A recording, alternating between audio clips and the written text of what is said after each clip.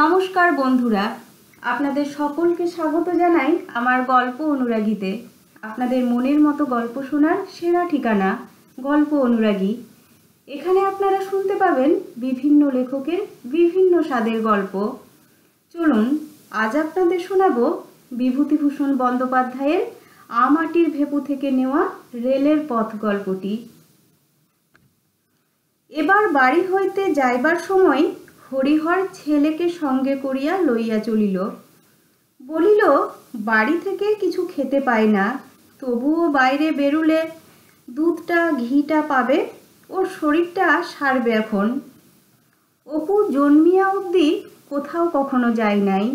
এ গাঁয়েরই বকুলতলা, গোসাইবাগান, চালতেতলা, নদীর ধার, বড়জোর নবাবগঞ্জ যাইবার পাকা সড়ক, এই পর্যন্তই তাহার দৌড়। মাঝে মাঝে বৈশাখ কি জ্যৈষ্ঠ মাসে খুব গরম পড়িলে বৈকালে দিদির সঙ্গে নদীর ঘাটে গিয়া দাঁড়াইয়া থাকিত। আজ সেই অপু সর্বপ্রথম গ্রামের বাহিরে পা দিল। কয়েকদিন হইতে উৎসাহে তার রাত্রিতে ঘুম হওয়া দায় হইয়া পড়িয়াছিল। দিন গুনিতে গুনিতে অবশেষে যাইবার দিন আসিয়া গেল। তাহাদের গ্রামের পথটি বাঁকিয়া নবাবগঞ্জের সড়ককে ডাইনে ফেলিয়া মাঠের বাহিরে আষাঢ়ু দুর্গাপুরের কাঁচা রাস্তার সঙ্গে মিশিয়াছে। দুর্গাপুরের রাস্তায় উঠিয়াই সে বাবাকে বলিল, বাবা, যেখানে দিয়ে রেল যায় সেই রেলের রাস্তা কোন দিকে? তাহার বাবা বলিল, সামনেই পড়বে এখন, চলো না, আমরা রেল লাইন পেরিয়ে যাব এখন। সেবার তাহাদের রাঙ্গি গায়ের বাছুর হারাইয়াছিল। নানা জায়গায় 2-3 দিন ধরিয়া খুঁজিয়াও কোথাও পাওয়া যায় নাই। সে তার দিদির সঙ্গে দক্ষিণ মাঠে বাছুর খুঁজিতে আসিয়াছিল। তাহার দিদি পাকা রাস্তায় ওপারে বহুদূর ঝাপসা মাঠের দিকে এক দৃষ্টে চাহিয়া কি দেখিতেছিল। হঠাৎ সে বলিয়া উঠিল, এক কাজ করবি অপু, চল যাই আমরা রেলের রাস্তা দেখে আসি, যাবি? অপু বিস্ময়ের সুরে দিদির মুখের দিকে চাহিয়া বলিল, রেলের রাস্তা? সে যে অনেক দূর, সেখানে কি করে যাবি? তাহার দিদি বলিল, বেশি দূর বুঝি? কে বলেছে তোকে? ওই পাকা রাস্তার ওপারে তো। অপু বলিল, কাছে হলে তো দেখা যাবে, পাকা রাস্তা থেকে দেখা যায় যদি, চল গিয়ে দেখি। দুইজনে অনেকক্ষণ নবাবগঞ্জের সড়কে উঠিয়া চারিদিকে চাহিয়া দেখিল। তাহার দিদি বলিল, বড্ড অনেক দূর, বোধহয় যাওয়া হবে না, কিছু তো দেখা যায় না, অত দূর গেলে আবার আসবো কি করে? তাহার সতৃষ্ণ দৃষ্টি কিন্তু দূরের দিকে আবদ্ধ ছিল, লোভও হইতেছিল, ভয়ও হইতেছিল। হঠাৎ তাহার দিদি মরিয়া ভাবে বলিয়া উঠিল, চল যাই, গিয়ে দেখে আসি অপু, কত দূর আর হবে। দুপুরের আগে ফিরে আসবো এখন, হয়তো রেলের গাড়ি দেখা যাবে এখন। মাকে বলবো বাছুর খুঁজতে দেরি হয়ে গেল। প্রথমে তাহারা একটুখানি এদিক ওদিক চাহিয়া দেখিল, কেহ তাহাদিগকে লক্ষ্য করিতেছে কিনা। পরে পাকা রাস্তা হইতে নামিয়া পড়িয়া দুপুর রোদে ভাই বোনে মাঠ বিল জলা ভাঙিয়া সোজা দক্ষিণ মুখে ছুটিল। দৌড় দৌড় দৌড়। পরে যাহা হইল তাহা সুবিধাজনক নয়। খানিক দূরে গিয়া একটা বড় জলা পড়িল একেবারে সামনে, হোগলা আর শোলা গাছে ভরা। এইখানে আসিয়া তাহারা পথ হারাইয়া ফেলিল। কোনো গ্রাম চোখে পড়ে না, সামনে ও দুপাশে কেবল ধান ক্ষেত, জলা আর বেত ঝোপ। ঘন বেত বনের ভেতর দিয়ে যাওয়া যায় না, পাকে পা পুতিয়া যায়। শেষে রৌদ্র এমন বাড়িয়া উঠিল যে শীতকালেও তাহাদের গা দিয়া ঘাম ঝরিতে লাগিল। দিদির পরনের কাপড় কাঁটায় নানা স্থানে ছিঁড়িয়া গেল। তাহার নিজের পায়ের তলা হইতে 2-3 বার কাঁটা টানিয়া টানিয়া বাহির করিতে হইল। শেষে রেল রাস্তা দূরের কথা, বাড়ি ফিরাই মুশকিল হইয়া উঠিল। অনেক দূর আসিয়া পড়িয়াছে, পাকা রাস্তাও আর দেখা যায় না। জলা ভাঙিয়া ধান ক্ষেত পার হইয়া যখন তারা বহু কষ্টে আবার পাকা রাস্তায় আসিয়া উঠিল, তখন দুপুর ঘুরিয়া গিয়াছে। বাড়ি আসিয়া তাহার দিদি ঝুড়ি ঝুড়ি মিথ্যা কথা বলিয়া তবে নিজের ও তাহার পিঠ বাঁচাইল। সেই রেলের রাস্তা আজ এমনি সহজভাবে সামনে পড়িবে, সেজন্য ছুটিতে হইবে না, পথ হারাইতে হইবে না, বকুনিও খাইতে হইবে না। কিছু দূর গিয়া সে বিস্ময়ের সহিত চাহিয়া দেখিয়া নবাবগঞ্জের পাকা সড়কের মতো একটা উঁচু মতো রাস্তা মাঠের মাঝখান চিরিয়া ডাইনে বাঁয়ে বহুদূর গিয়াছে। রাঙ্গা রাঙ্গা খোয়ার রাশি উঁচু হইয়া ধারের দিকে সারি দেওয়া।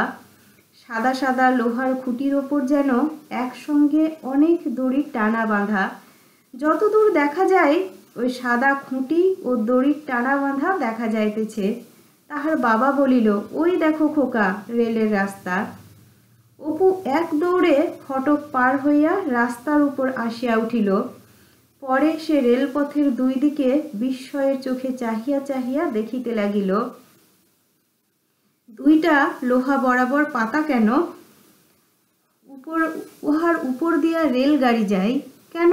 মাটির উপর দিয়া না গিয়া লোহার উপর দিয়ে যায় কেন? পিছলিয়া পড়িয়া যায় না কেন?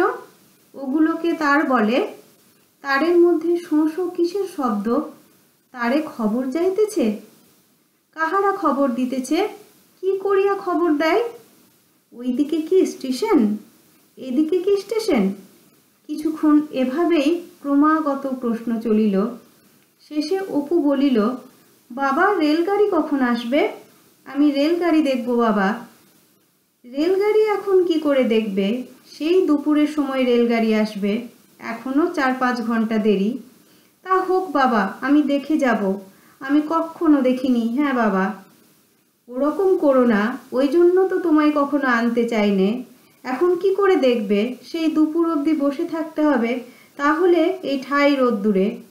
চলো, আসবার দিন দেখাবো। অপুকে অবশেষে জল ভরা চোখে বাবার পিছনে পিছনে অগ্রসর হইতে হইল। সন্ধ্যার পর তাহারা গন্তব্যস্থলে পৌঁছিল। শিষ্যের নাম লক্ষণ মহাজন, বেশ বড় চাষি ও অবস্থাপন্ন গৃহস্থ।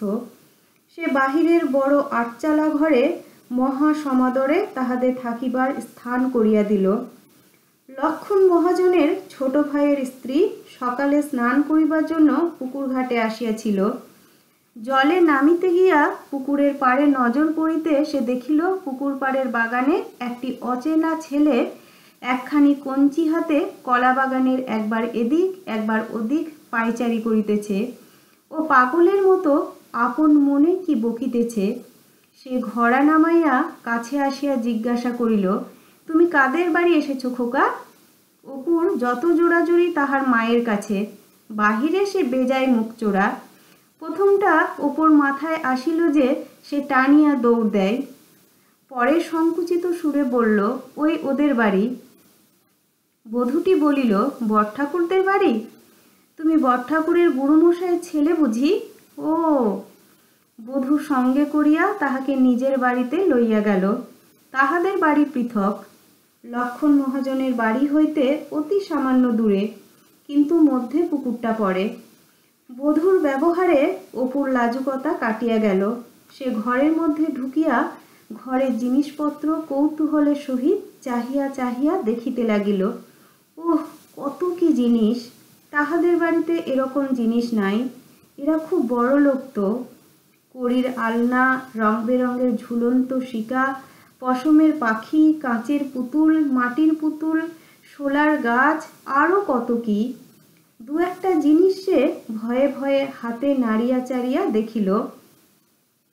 এতক্ষণ ভালো করিয়া ছেলেটির মুখের দিকে চাহিয়া দেখিয়া বধূটির মনে হইল যে এ এখনো ভারী ছেলে মানুষ। মুখের ভাব যেন 5 বছরের ছেলের মতো কচি। এমন সুন্দর অবোধ চোখের ভাব সে আর কোনো ছেলের চোখে এ পর্যন্ত দেখে নাই। এমন রং, এমন গড়ন, এমন সুন্দর মুখ, এমন তুলি দিয়ে আঁকা ডাগর ডাগর নিষ্পাপ চোখ। অচেনা ছেলেটির ওপর বধূর বড় মমতা হইল। অপু বসিয়া নানা গল্প করিল, বিশেষ করিয়া কল্লকার রেলপথের কথাটি। খানিকটা পরে বধূ মোহনভোগ তৈরি করিয়া তাহাকে খাইতে দিল। একটা বাটিতে অনেকখানি মোহনভোগ, এত ঘি দেওয়া যে আঙুলে ঘি মাখামাখি হইয়া যায়। অপু একটুখানি মুখে তুলিয়া খাইয়া অবাক হইয়া গেল। এমন অপূর্ব জিনিস আর কখনো সে খায় নাই তো। মোহনভোগ কিশমিশ দেওয়া কই? কেন তার মায়ের তৈরি মোহনভোগে তো কিশমিশও থাকে না, ঘিও থাকে না। বাড়িতে সে মার কাছে আবদার ধরে, মা আজ তোমাকে মোহনভোগ করে দিতে হবে। তাহার মা হাসি মুখে বলে, আচ্ছা ও বেলা তোকে করে দেব।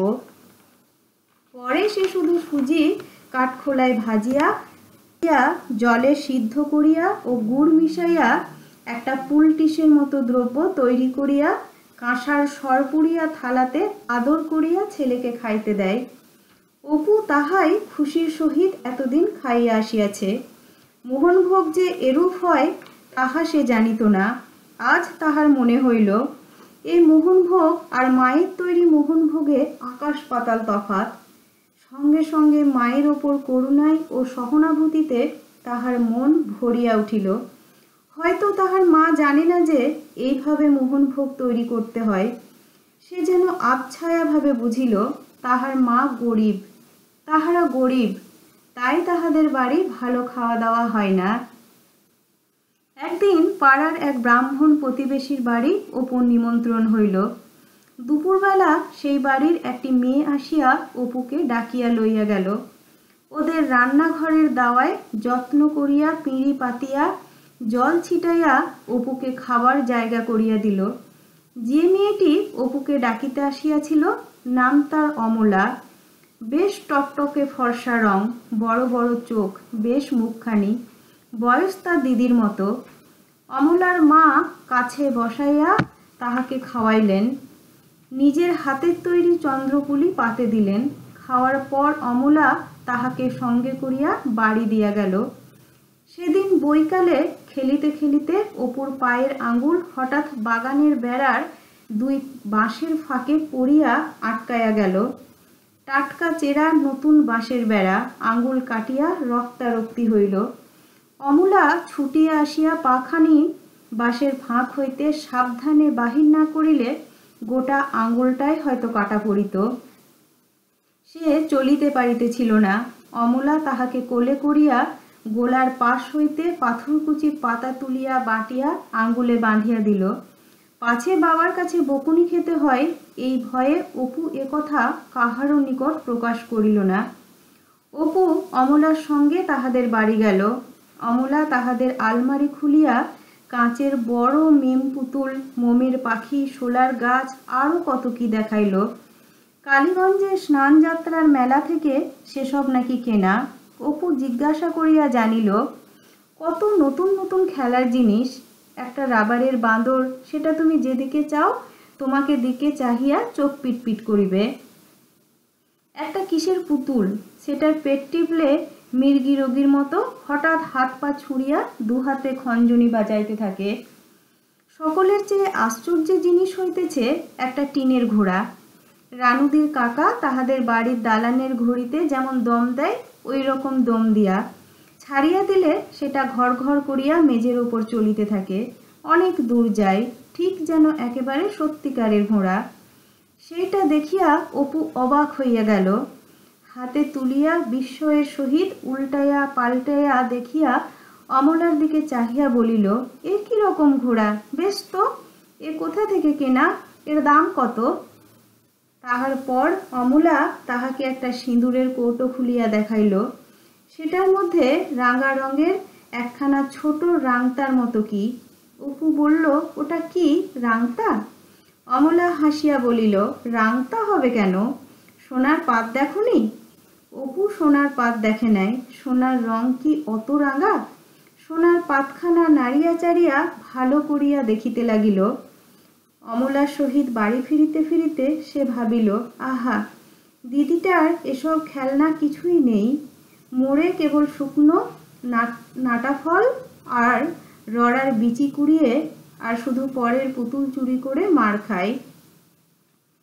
তাহার দিদির বয়সী অন্য কোনো মেয়ের খেলনার ঐশ্বর্য যে কত বেশি তাহা সে এ পর্যন্ত কোনোদিন দেখে নাই। আজ তুলনা করিবার সুযোগ পাইয়া দিদির প্রতি গভীর করুণায় তাহার মনটা যেন গলিয়া গেল। তাহার পয়সা থাকিলে সে দিদিকে একটা কলের ঘোড়া কিনিয়া দিত আর একটা রাবারের বাঁদর। তুমি যেদিকে তাকাও তোমার দিকে চাহিয়া সেটা চোখ পিটপিট করিত।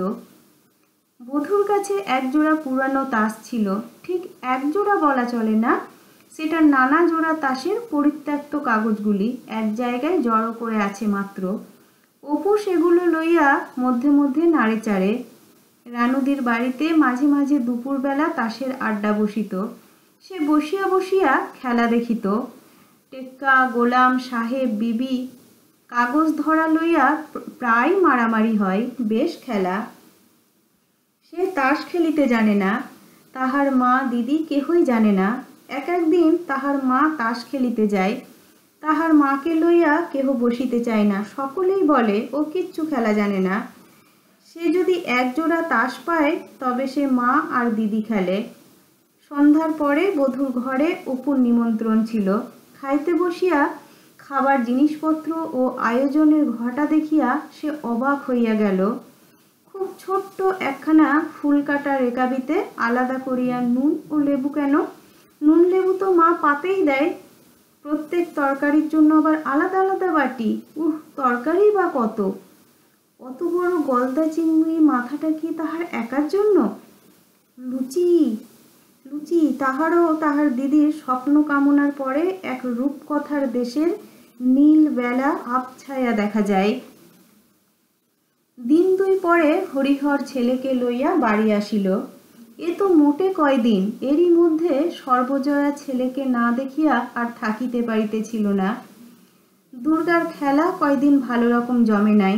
অপুর বিদেশ যাত্রার দিন কতক আগে দেশি কুমড়োর শুকনো খোলার নৌকা লইয়া ঝগড়া হওয়াতে দুজনের মুখ দেখা দেখি বন্ধ হইয়া গিয়াছিল।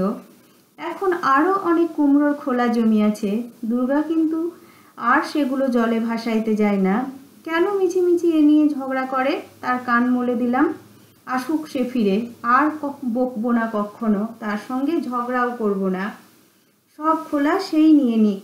বাড়ি আসিয়া অপু দিন 15 ধরিয়া নিজের অদ্ভুত ভ্রমণ কাহিনী সর্বত্র বলিয়া বেড়াইতে লাগিল।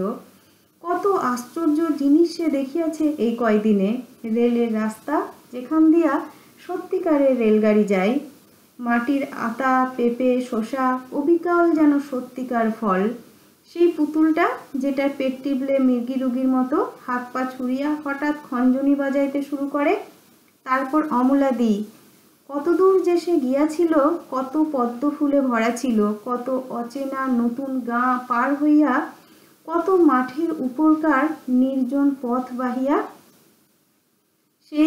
সে যে কোনো গাঁয়ের পথের ধারে কামার দোকানে বাবা তাহাকে জল খাইয়াতে লইয়া গেল। তাহারা তাহাকে বাড়ির মধ্যে ডাকিয়া লইয়া গিয়া যত্ন করিয়া পিঁড়ি পাতিয়া বসাইয়া দুধ চিড়ে খাইতে দিয়াছিল। কোনটা ফেলিয়া সে কোনটা গল্প করে। রেল রাস্তার গল্প শুনিয়া তাহার দিদি মুগ্ধ হইয়া যায়।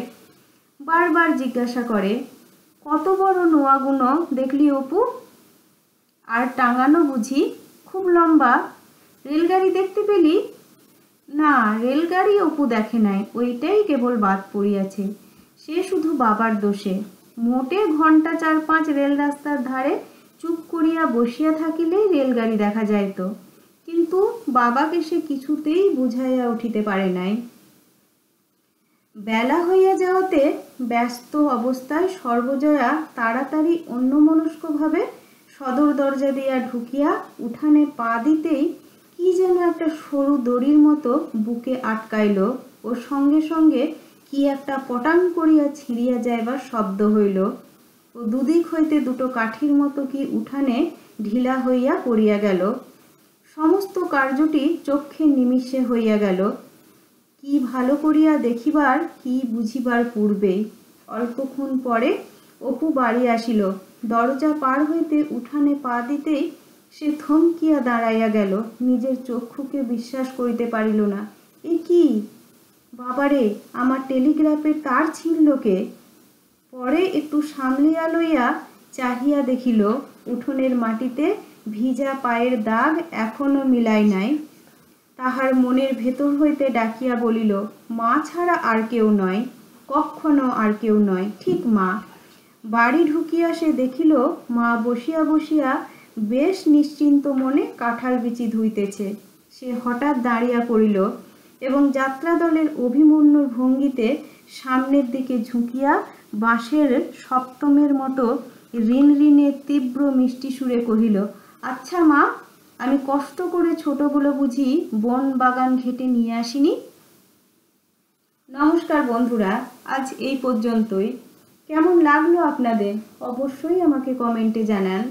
আর হ্যাঁ বন্ধুরা, আপনাদের যদি আমার গল্প শুনতে ভালো লাগে তাহলে অবশ্যই আমার চ্যানেলটি শেয়ার এবং সাবস্ক্রাইব করবেন এবং কমেন্ট করে আমার পাশে থাকবেন। আপনাদের সহযোগিতায় আমার এগিয়ে চলার পথকে আরও সহজ করে তুলবে। ধন্যবাদ।